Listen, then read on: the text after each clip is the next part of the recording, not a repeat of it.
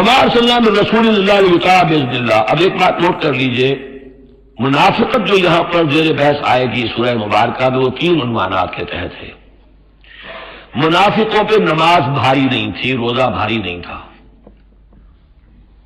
3 چیزیں بھاری تھیں۔ ایک، رسول کی اطاعت، اور یہ بڑی نفسیاتی بات ہے، رسول انسان ہے، ہم جو رسول کی اطاعت کرتے ہیں تو رسول ہمارے لیے ایک انسٹیٹیوشن کی حیثیت رکھتے ہیں صلی اللہ علیہ وسلم۔ 2 ہاتھ 2 پاؤں 2 آنکھوں والا رسول ہمارے پاس موجود نہیں ہے،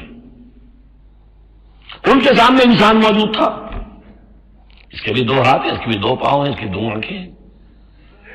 انسان کی اطاعت کرے یہ بہت مشکل ہے، جیسا کہ جماعتوں میں ہوتا ہے۔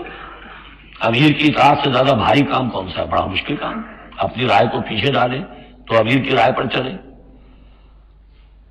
ایک تو ان کے جس کے دل میں یقین تھا کہ یہ محمد صلی اللہ علیہ وسلم، یہ محمد ابن عبداللہ تو ہیں جنہیں ہم دیکھ رہے ہیں، لیکن حقیقت میں جو ایمان لایا ہوں وہ محمد رسول اللہ پر لایا ہوں کہ اللہ کے رسول ہے، تب تو بات ہو جائے۔ لیکن جن کے دلوں میں یہ یقین نہیں تھا یا کمزور تھا، ان کے لیے حضور کی شخصی اطاعت بڑی بھاری تھی، بڑی کٹھن تھی۔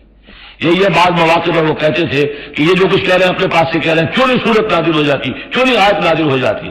اور سورہ محمد اسی انداز میں نازل ہوئی ہے کہ پھر اللہ نے کہا اچھا لو پھر یہ آیت ہم نازل کر دیتے ہیں قتال کی۔ وہ یہ کہتے تھے یہ محمد نے خود اپنی طرف سے اقدام کر دیا۔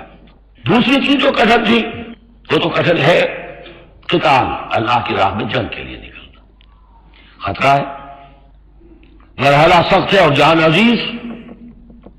اور تیسری چیز ہجرت۔ اب ہجرت میں منافقین مدینہ نہیں، منافق جو اور تھے گردا گرد کے اور مکے میں جو تھے ان کا ذکر آئے گا اب آگے۔